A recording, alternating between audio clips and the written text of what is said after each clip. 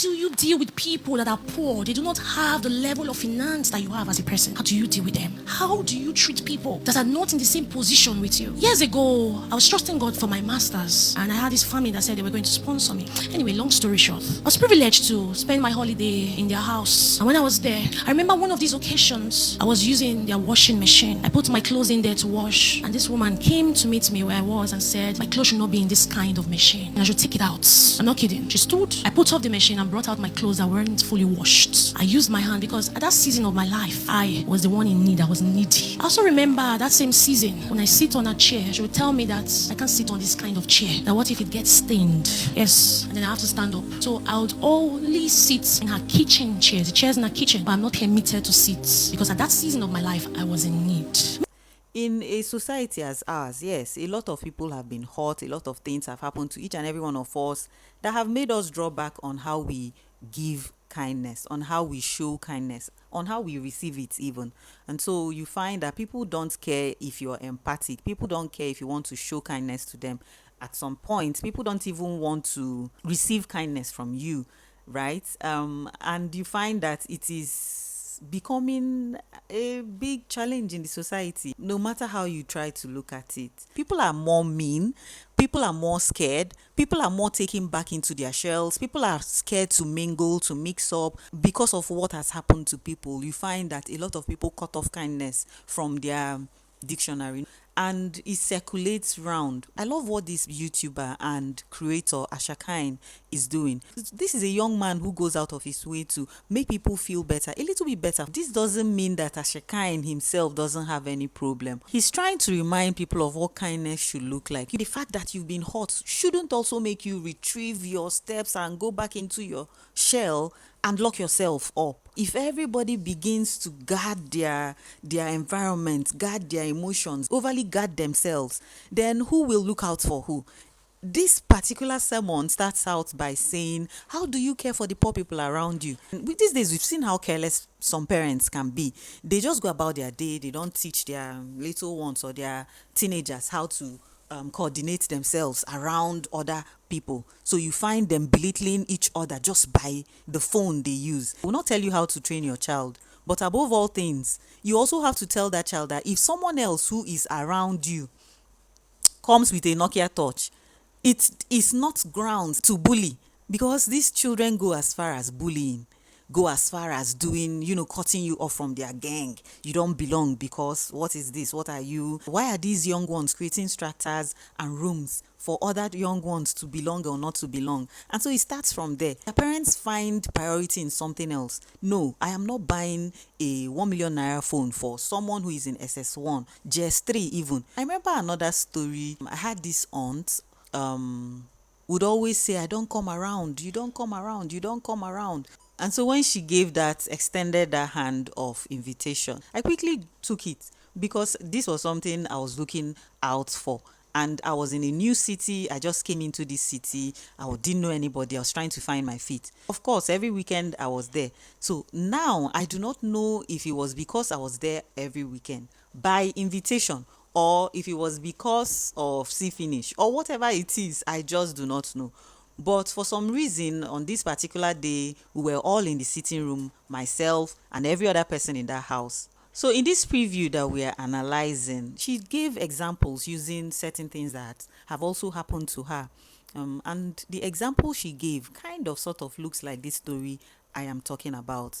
To continue further in the story, we all sat in the sitting room, in the living room, sitting room, whatever you want to call it.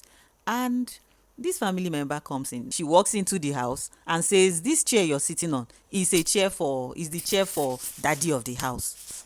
And at that point, I didn't see anything wrong with it because she's old school, and at the time she grew up, you know how Nigerian families used to say, this is daddy's cup, this is daddy's this is. I did not see anything wrong with it. The way she said it was condescending. You know how family members are.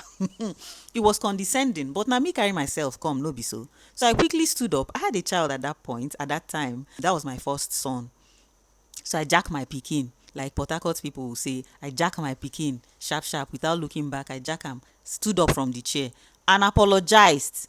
And immediately I stood up. And at this point, the house was filled. There were people everywhere because it was holiday. Her children were there. Me, I came with my own children. Other cousins were there. People who I was older than, and all of that. Everybody was there. Brethren, I stood up, I apologized, and immediately I stood up from that chair. So there was no other chair, but there was a staircase behind. So I was ready to carry my pikin, to jack my pikin, to go sit on one of the staircases. And that was what I went to do. Immediately I jacked my pikin, turned my back to go sit on that staircase, the last child of that house, just because there was no chair for him to sit on, and he probably didn't want to sit on the staircase because the staircase is hard concrete. Your bum will definitely pain you if you sit on hard concrete for a long time, so, and it's cold, so he didn't want to sit on the hard concrete, so he was standing. So immediately I stood up. That's how this boy just sank himself into the chair. So hold on, this chair is probably daddy's chair for outsiders, but not daddy's chair for people in the house. Because at the point she said this chair was daddy's chair, this story is getting too long. At the point she said this chair was daddy's chair, I thought maybe her husband was coming to join us in the sitting room. I thought maybe, I was sitting where someone else was supposed, her husband was supposed to sit in the next 2-3 minutes. This baba no come out. He didn't even join us in the sitting room. So there was no need for the whole drama of daddy's chair, no daddy's chair. As don't get me wrong, I also still understand the whole daddy chair, no daddy chair thing.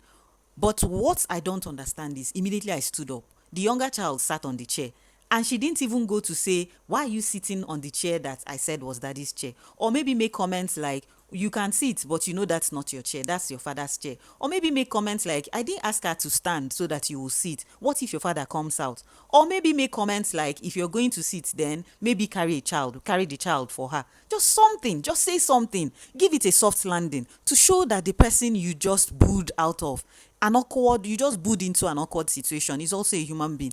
And that human being, now you asked me come. Oh, I never decided to go. I wanted to be on my own. But you said, why are you always on your own? Come to the house. Come over. We need you. We want you around. This is one out of a million. And I wasn't living with these people. At the end of the day, I will carry myself and go back to my own house. But it was still something worth noting. My point is, whenever some of us are in a place of power, both in the office, both in churches, both in our homes, anywhere, it's a thing I've noticed. It's a pattern that I've noticed with some people here in this beautiful country. We tend to show off power. We tend to booga for nothing, even with little things, right? Of course, tomorrow you will not see me there. Next tomorrow, if I come, I'm coming with, oh, I'm not even sitting anywhere that I'm not supposed to sit. I will do my thing in and out, and I'm out. Right? I will not even come to say, oh, let me come and feel relaxed. This is second home. I know there is that kind of hurt that you will feel, and you'll be like, I will never. Just people who are reacting to certain things that have happened to them, occurrences that have happened to them. But in the midst of doing all of that, don't stand very far away from offering kindness, no matter how hot you've been. So I'm trying as much as possible not to make this video very long. This is, of course, my welcome back video. If you're enjoying what we're doing so far, please leave a thumbs up, subscribe, follow me. If you have a channel, I'll follow back. Nothing Day This Life, etc, etc, all the good stuff, all the other things that are forgotten that I will remember over time. But please do follow me, like, subscribe, share. I think that's the precedence. So yes, I was reading Judy Daho.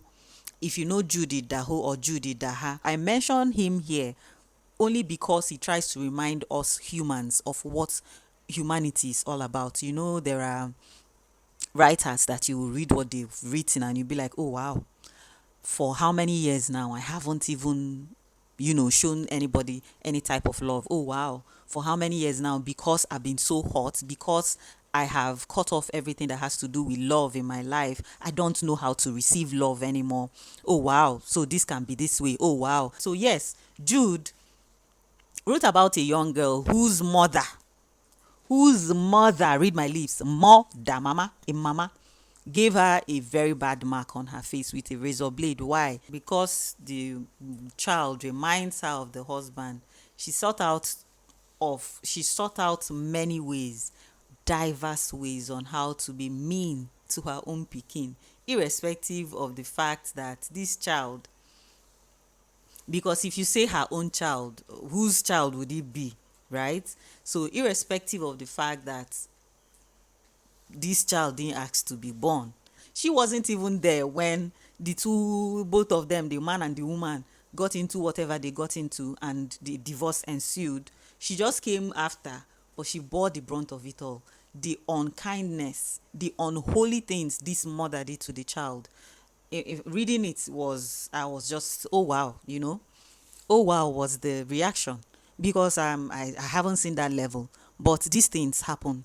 And to that child now will of course be someone who cannot receive love or give it. She will of course be someone who carries traumas of a million people and is ready to release that trauma against someone else any way she pleases, because this is a young lady who hasn't had any form of formal relationship, formal, normal family relationship whatsoever. I can go on and on, but you get the point.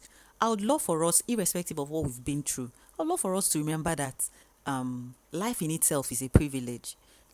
Being here is a privilege. No matter how someone else has hurt you, no matter how you feel broken, just don't go about breaking other people. We're not saying lay down your life, but we're just saying, can we make life a little better for the next person, especially the less privileged around us? Yes, we know that there's a point where you will lay your guards down, and our people in Igbo language will say, the good you set out to do will come back to haunt you or to harm you. So of course, in being careful, in all the carefulness, because we can never be too careful, right?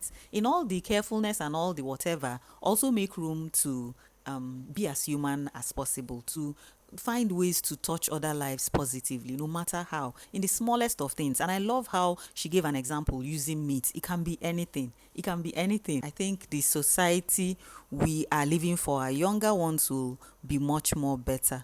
I implore all parents, I know that I keep saying this thing. I know that there's this rat race for looking for money. There's this thing everybody wants to, because of course things are tighter. We are in austere times, yes. But if we also take 2 minutes to look into certain things our children do, just, try to transfer empathy. Young children, they learn from somewhere, and the social media is not where they will get it from. The first primary point of learning is the home. A woman was asking for help, her child, who she has poured into. So in this story that I've told so far, in the entirety of this video, one hand, a mother was being very cruel and maltreating her own child, and on the other hand, this mother, she narrates how she has poured everything into this child and keeps pouring, even though the child is now of age to cater to herself, cater for herself, whatever the English is. It's an interesting read. If it's on the screen, please go ahead to read it, and you will find that it is important to lead these little ones by, some sort of example, because we cannot be through and through, right? We cannot be all that, but we will try as much as possible to be at least as much as we can. And the best way to do it is to put our right foot forward. Thank you so much for coming on this one with me. For a first video, I sure did enjoy myself, and I hope you did too. Please, once again, encourage your girl.